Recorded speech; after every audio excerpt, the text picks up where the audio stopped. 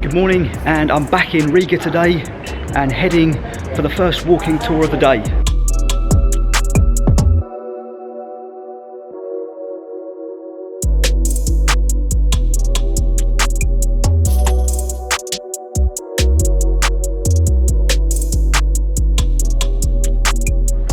So I'm in one of the city squares, and this is the House of the Blackheads. Blackheads were a society of ship owners and merchants. In the 15th and 16th century, this was their headquarters. The building was destroyed by the Nazis in 1941 when they bombed Riga. This building was reconstructed and rebuilt in 1999. So opposite the House of the Blackheads, over the other side of the square, the black building there is a museum for the occupation of Latvia. It's closed at the moment, it's being renovated.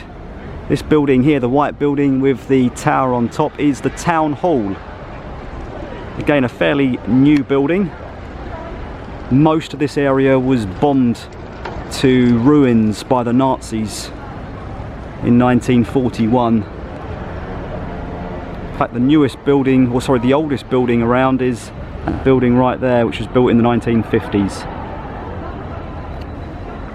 So it's believed that the first decorated Christmas tree was put up right here in Riga back in 1510. Walking through one of the little cobbled streets here in the centre of Riga. It's very pretty.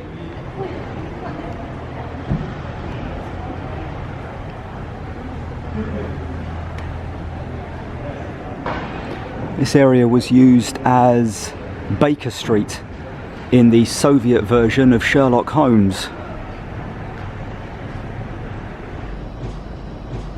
So this is the Latvian Parliament building. So all the politics for the country take place. This is the Swedish Gate. It was built after the Swedes who used to rule here left, and so it was built to keep them out. This, by the way, this building actually houses the original city wall of Riga.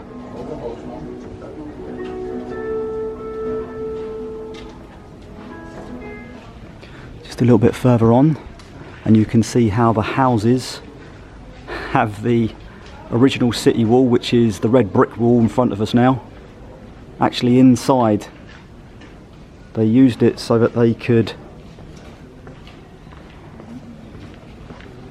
basically build houses cheaper. They didn't have to build a fourth wall because it already existed. That was, of course, after the wall was rendered useless once artillery was invented. So these buildings on this narrow street are former merchant storehouses. They used to live on the ground floor and store their goods on the floors above using a hoist you can see up there to get the goods up onto those floors. The reason the floors were used above ground floor to store the items was to stop theft.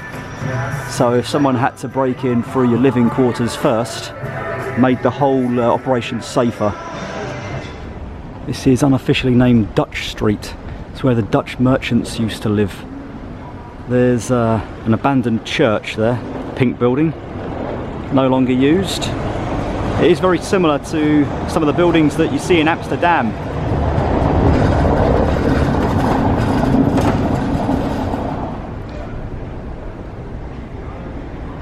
Another abandoned building.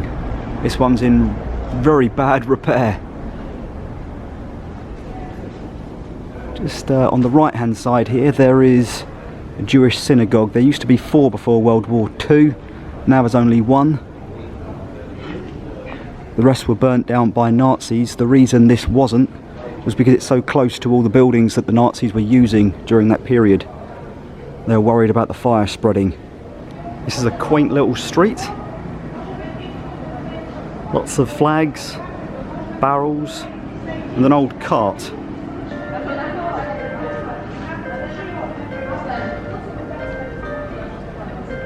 Very narrow, cobbled alleyway heading through to another city square.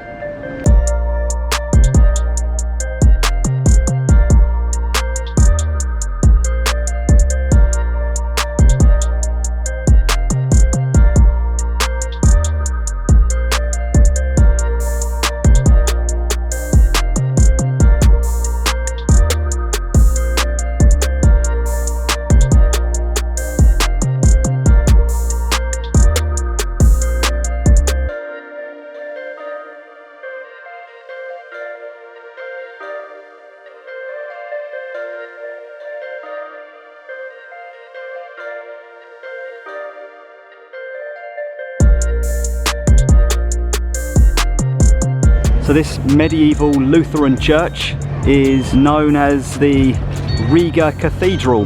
Quite an interesting point actually. From this square you can see 3 churches, and all the churches have a rooster on top rather than a cross. And that's because of the influence of Martin Luther and the Reformation, which began in Germany. The rooster apparently is still a Christian symbol featured in the Bible. I'm not exactly sure of the story behind it. Apparently they are still weather vanes, but they don't really work very well because they're so big and heavy. Martin Luther, of course, founded the Reformation that split the church away from the Pope and away from the Vatican. There's another rooster up there on the top of that church.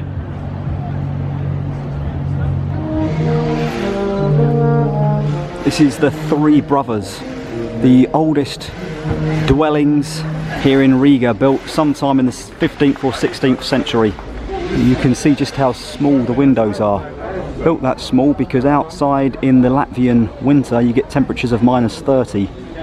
Also, glass was expensive back in the days when it was built.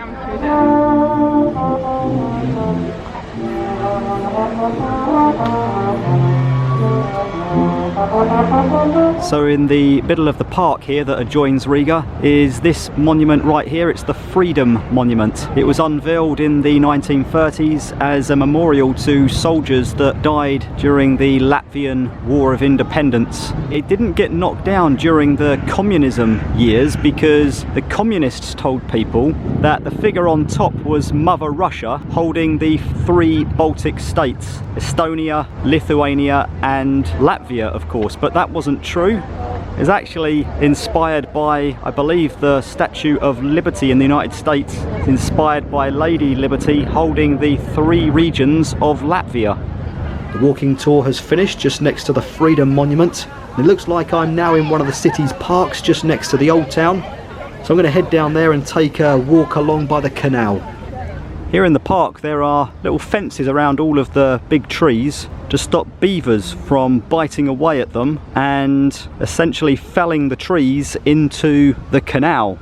They do that because it then creates a dam, which means the water levels rise and essentially creates bogland, which the beavers like.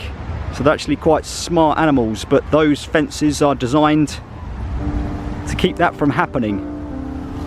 This is the National Opera House of Riga.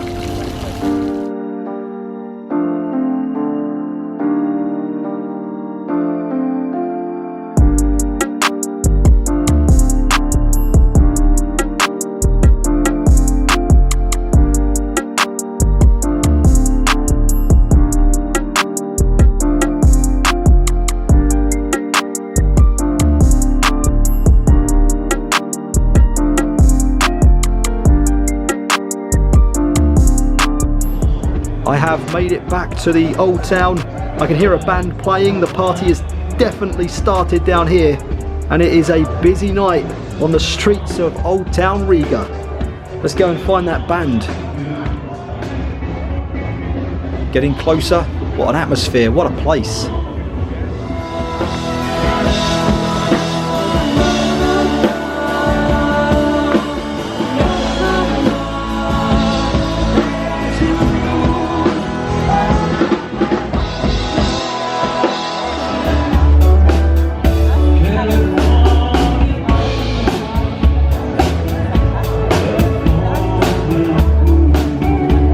Back at St. Peter's, and I'm going to call it a night here. Thanks very much for watching the video.